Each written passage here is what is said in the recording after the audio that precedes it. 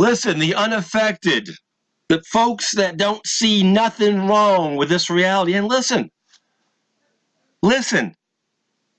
I now have a wife of 17 years that doesn't see much wrong with it. I got a friend of 44 years. He's my age, 53, that tells me his reality is the same. Nothing's different. Nothing. How many unaffected individuals does it take to screw in a light bulb? 3. 1, to screw in the light bulb, and 2, to criticize them. Listen, the unaffected, and what amuses me is, and you can find them on YouTube.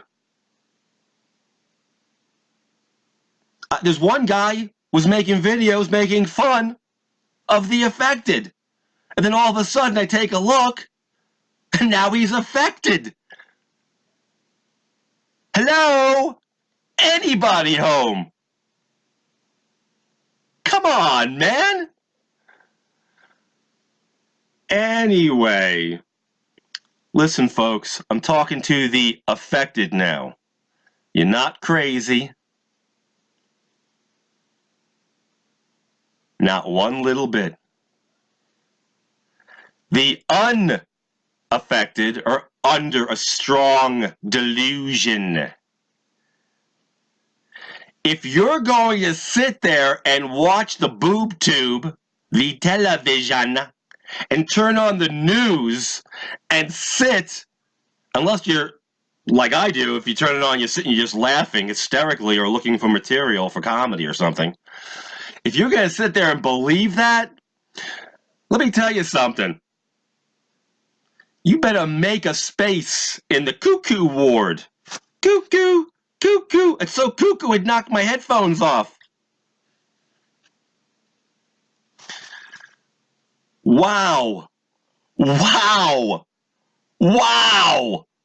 And then they sit and they watch these celebrities. Oh, man. Look, we actually have one celebrity, a really funny guy, a Mr. Jim Carrey, who's aware, I believe, that his name has changed. There's an extra R in it now. And he's trying to alert the masses.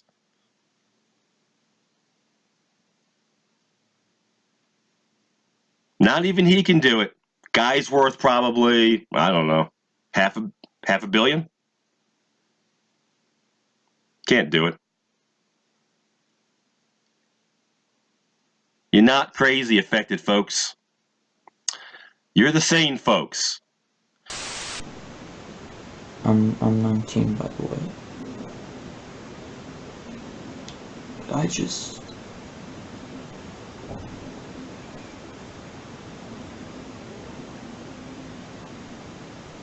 wish I was should live before this all happened. This mental effect, all the Bible prophecy, just everything. I just what I want to say, I can't say. What I will say is I wish I just lived before, all of this started happening. What I really wish is, now that I think about it, I really wish I knew what I know now back in, say, 2016, even 2018, just any year before now. I just wish I knew. See, when I found out about the Mandela effect, it was about April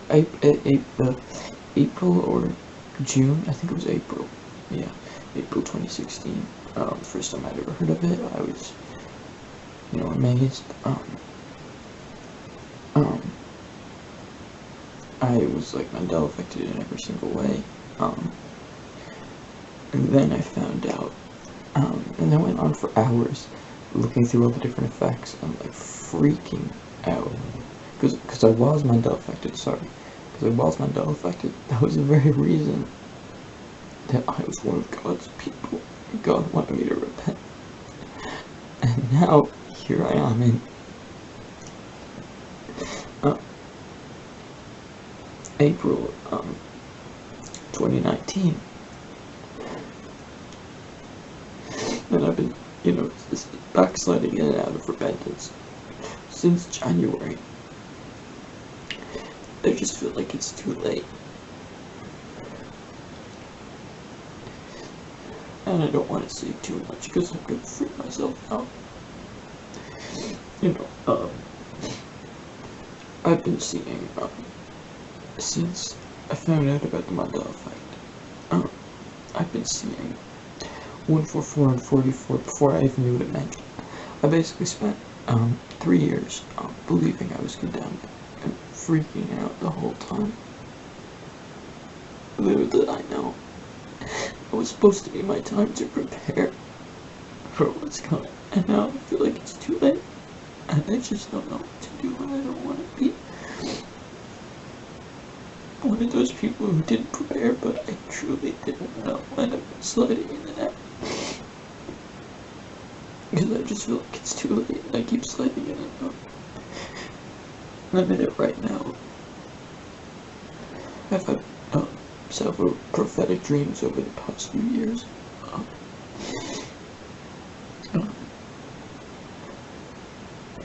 One in 2016 about the Mandela effect itself before I even discovered it.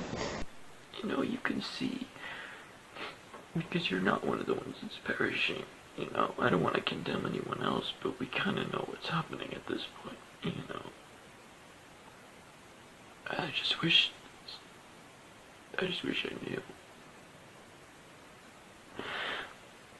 I just don't know what to do now.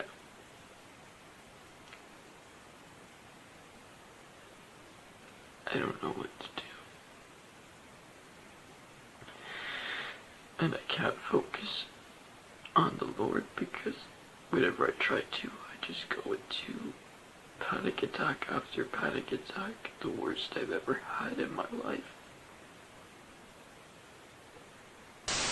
I mean, would you make excuses? Would you just shrug it off, forget it, or would you be mad? The reason I ask this question is I'm a little mad right now because everybody's just shrugging off stuff right now, it seems like to me. Ever since I can remember, I'm 37 years old right now, and ever since I can remember being a little boy is being told the sun and the moon are in space, okay? Shut the video off right now if it don't make no sense or you don't care, I don't care, okay? But they just told us that the moon is in our atmosphere.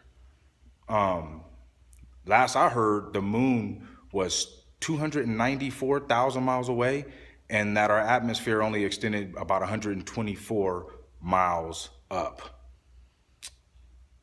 That's 100,000 mile difference.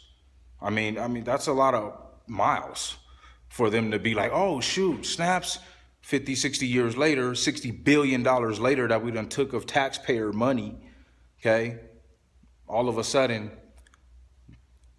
they done switched it up. And I'm mad because I don't feel like it's an honest explanation. I feel like they're backpedaling because there's a lot of truths coming out and there's things that they need to do and say just to make certain people feel better. It ain't making me feel better. Do not trust what these people are telling you. Obviously, they don't know what they're talking about. The moon was in space. Now it's inside of our atmosphere, in our sky. And that's just nothing to everybody. Nobody cares. But that just goes to show how docile everybody is, how brainwashed everybody is, indoctrinated. And a lot of people are walking around with, I have to say the word, cognitive dissonance. You can show somebody the way, but that don't mean they got to go that way. You know what I mean? I understand. But I got people looking at me like I'm retarded, like I'm crazy, like I'm an idiot, like I'm a moron, I'm retarded. Really, bro, I'm not doing bad at all. Trust and believe. God got my back. And that's the reason I feel like I'm doing good, because I'm fighting for his. I feel like Nobody's fighting for God. They don't want us to believe in God. And I thought my initial very first reaction was, well, it is northwest of DC. And, for sure, this person must be wrong, So so I jump online and I look and I just typed in Baltimore and looked into Google to look at Google Maps. And there it is in a completely different place. It's on the other side of DC. I mean, it blew me away. Now, I grew up, I went to high school in the DC area. I grew up in Northern Virginia, in Springfield. And I lived there for years, for many, many years. I lived there, and then I went away, and I came back. And I had driven to Baltimore a couple times over all those years that I had lived there. And never, ever, I mean, it just blows me away. I stood there looking at the map for the longest time, and I was like, I cannot believe my physical eyes. Like, this cannot be for real. This is not where it's located. That one for me was the one that it was like the clincher. That was the one where I literally almost fell off my chair. So, Mandela. I do remember that he was in jail, and that's about it. I do remember when the news came out that he became president and he was leading people. I remember thinking that, wow, I thought he had died. I don't remember, it wasn't like a huge, like I just figured that I must have been wrong. But I do remember thinking that, and it was a fleeting thought, but I remember thinking I thought he had died in jail. I can't even believe that other people aren't remembering this. It was ubiquitous. This logo was on every pair of underwear and every t-shirt, and I remember it with the cornucopia. I can't believe it. I saw on the internet that I'm a designer, so I've been through brand changes before. I've been involved in the process, so I understand that brands change. And my initial thought with this one and with some of the other brand changes is that maybe they updated their brand, and that's the case, you would think, with a lot of them. And anytime I ever saw a brand change, that's always what I assumed.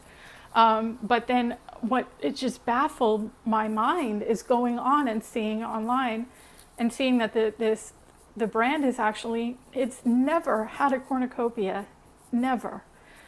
So that to me is completely not, I mean, that's just shocking to me, why that would be the case.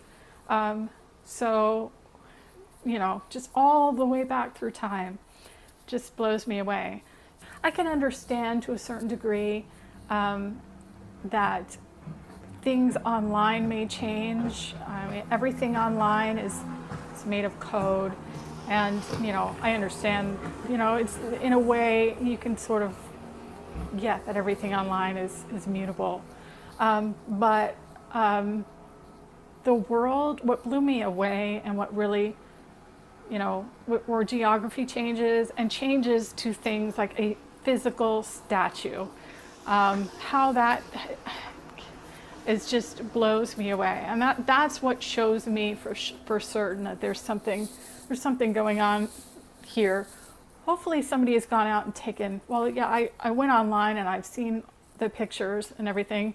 I just, it's hard for me to believe, but yes, I remember it with the way many other people remember, with his hand like that. And now it looks almost like silly to me that he's, the pose that he's in. And I'm a designer, so I've always been interested in art, and I've noticed it. So that's probably why this one in particular I would remember, because I did take some art classes. And so I do remember that, and Mona Lisa. Now, I think we all, I remember actually being in class and talking about the Mona Lisa and her enigmatic smile, and how, you know, she's just, you can't really tell if she's smiling or if she's smirking or if she's not smiling. And it was, you know, it was the whole point of the class. It was the whole point of what we you know, of looking at. It just is strange.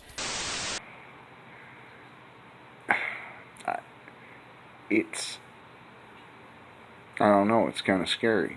Because the people that don't notice these changes actually get quite violent or totally just ignore you.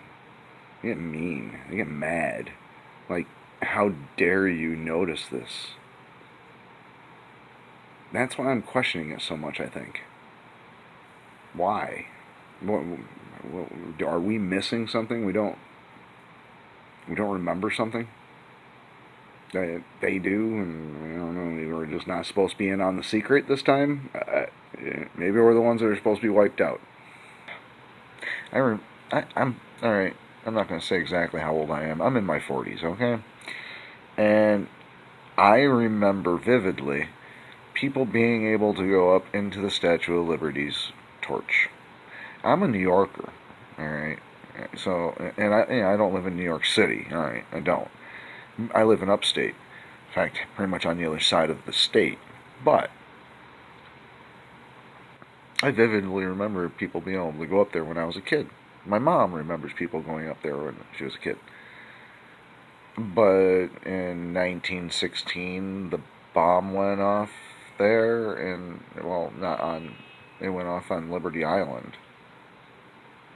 No, not Liberty Island. It went off on the other, where they had a barracks over there and arsenal, and they blew up the arsenal in 1916. And they said that the Statue of Liberty was damaged so badly that nobody's been able to go up into the torch since then.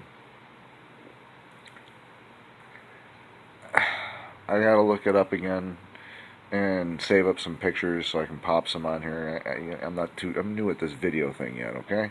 So, you know, you gotta give me a little credit. I'll work on getting some pictures and stuff. But I found earlier today I was looking around a little bit, and I found a few pictures on the internet of people in the torch, pictures from the torch. So, but if you look on the internet now, it says 1916, the bomb blew up and shrapnel hit the Statue of Liberty and damaged it structurally. Sorry, flicking my ashes.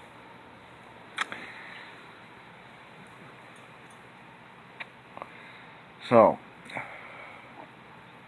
I don't know. I don't understand it. So, yeah, especially if you can find any trickles of the past, or the other world, or whatever you want to call it, the other dimension, the other, I don't know. And anybody out there that sees this, and I hope sometime that somebody that sees this has something to do with like CERN, that would be nice. Yeah, because maybe you can answer a few questions for me. And I'm wondering, or maybe one of those guys that run one of those what the hell are they called now? The quantum computers. Yeah. That's somebody I'd like to sit down with for about, I don't know, a week or two, because that's probably how long it's going to take to get any information I can understand.